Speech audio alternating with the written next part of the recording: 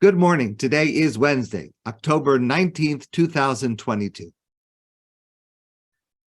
We begin Bereishit, in the beginning.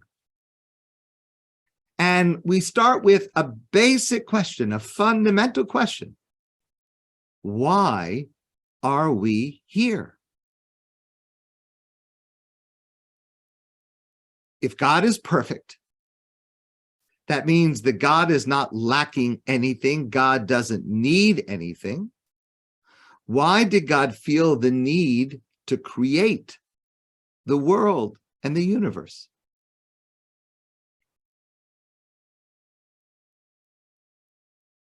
In this week's Torah portion, we learn a fundamental lesson that is embedded in humanity for all time.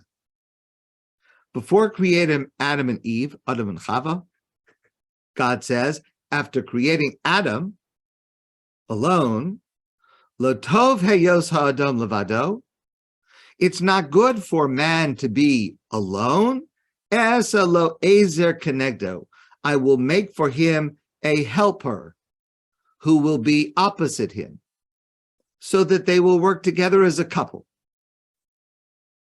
I'll make a helpmate, Eve, Chava, so that together they will be able to have children and create new life, as Rashi explains. But why did this require two separate individuals to come together to create? Why create helpers that begin the requirement for creating all that's going to need energy and effort? Why not just let each individual be independent and create its own by itself?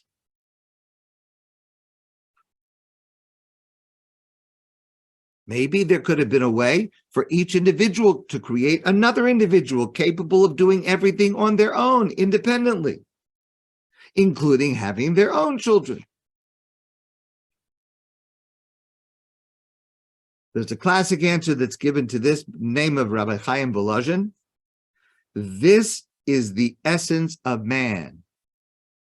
He is not created for himself, but to do for others all that he is capable of doing for them. In other words, God set up the manner of creation so that in order for me to be able to create a new person, it requires that I am involved with another person. And then in the process of the two of us creating a new being, the way it's set up is that both of us have to be involved in doing things for others.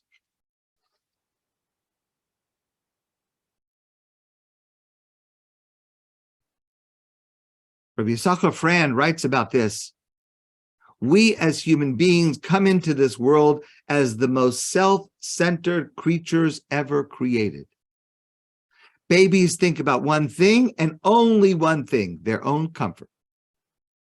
Whether they're hungry or dirty or they need to burp, whatever it is, they are only interested in themselves. One who deals with babies and realizes how much care they need recognizes that they have no idea whatsoever that there is someone else in the world besides them. This is what a baby is. But the purpose of life, the reason that we are here, is to go from being a baby to an adult, to go from being a taker to a giver. Every person who is ever born must learn this lesson. Morally, man must set for himself the goal, I want to be a giver rather than a taker. And this is one of the most fundamental lessons the Torah teaches us, one of the most profound lessons the Torah teaches us in its description of creation, because This is why we are here. So I want to share with you a true story. I heard this story from Rabbi Yechiel Spero. The names are changed. Baruch and Aviva Fried and their children live in Monsey, New York. And a few years ago, for Yom Kippur, they drove to Aviva's parents in Washington, D.C. It's about a 5 or 6 hour drive. They were traveling for Yom Kippur. So when they arrived in Aviva's parents' house in Washington, D.C., it was just a few hours before Yom Kippur was about to begin.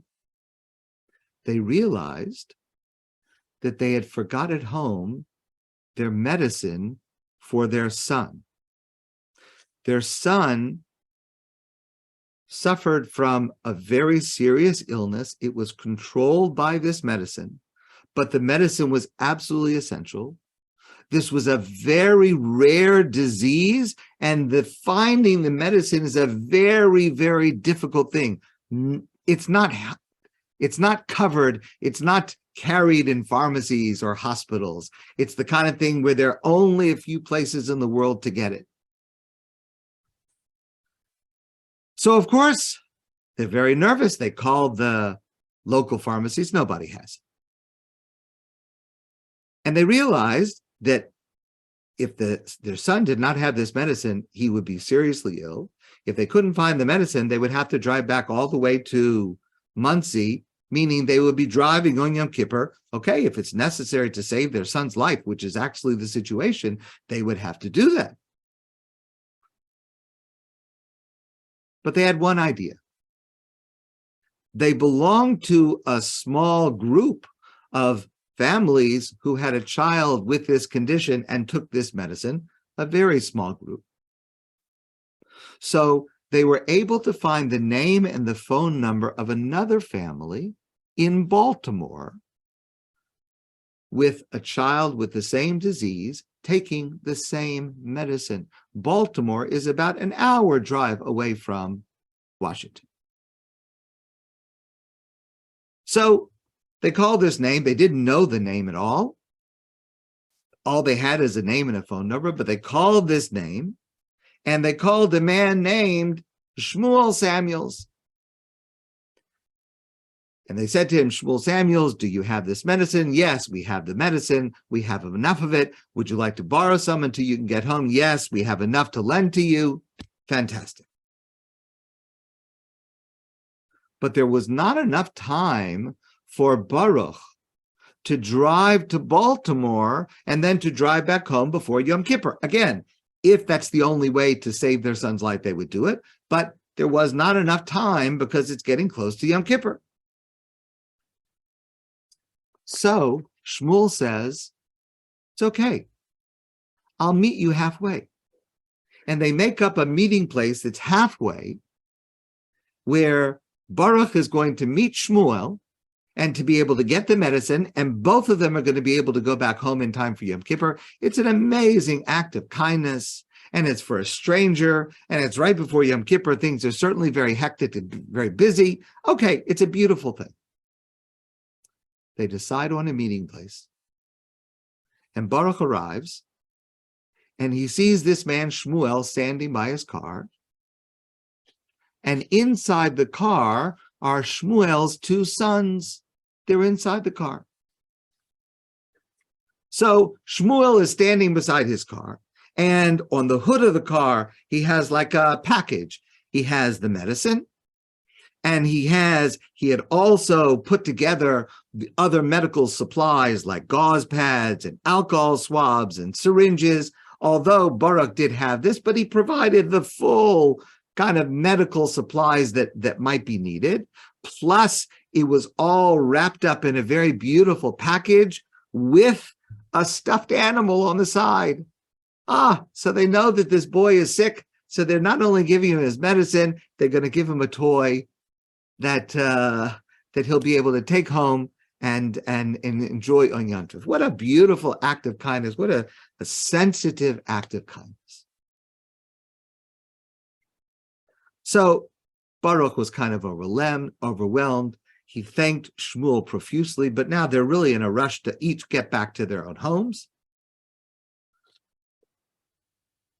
And as Baruch is about to leave, there's a knock on his door.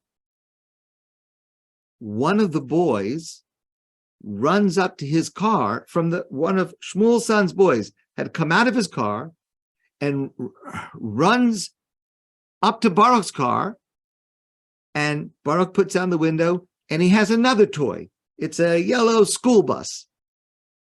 And the boy says, "This is for your child. I want you to have it." Oh, amazing. Even the children are getting in on it. I want your child to have it. But at this point, Baruch is very moved by this child's gesture. But at this point, he's a little bit concerned that maybe it seems a little bit like maybe this child had just received this present himself from his own parents. It was his Yom Tov present, and now maybe the father told him he should give it up and give it to them. He didn't want to do something that would cause the child to feel bad having to give a present to his own child. His own child didn't need any presents. It was nice that Baruch himself that Shmuel himself had a stuffed animal for him, but that his child should give up one of his own toys? And he said to him, "No, it's okay. It's all right. My son has enough." But the boy insisted. And said, "Okay, thank you." He took the time. As he starts to drive away, Baruch looks in the rearview mirror and he sees what he suspected. He sees the other boy still in the car is crying, sobbing, crying. So now Baruch understands what happened was the father took away the toy from one of the children in order to give another toy to his boy, and the child is crying. What child wants to have the toy taken away, even to give to another child? A young child, how do you explain to a young child that the other child needs it more? And the child is crying, so Baruch stops. He can't leave. And he goes back to Shmuel. He says, "Listen, I appreciate all you've done for me. I really appreciate it, but I cannot take a present for my son if it's coming from your own child and your child is crying. Let your child have the present. You've done more than enough for me. Let your child have his own present." And Shmuel says to Baruch, "You're making a mistake." He says, "You don't understand. My little boy is not crying because he had to give up his toy for your son. My little boy is crying because he did not get to give up his toy to your son. My older son gave up his toy to give to your son, and my younger son is crying because he wants to give up his toy to your son, and I'm not letting him. That's why he's crying. So if you want to stop my son from crying, you'll take his toy too to give to your son." And that's what happens. And that's what happened. God is perfect. God lacks nothing. God created this world and everything in it with all of its complexity and all of its challenges so that there would be opportunities for people to develop from takers to givers. And each time we do this, we validate God's act of creation. My friends, I want to wish you a great day. I look forward to seeing you soon in person.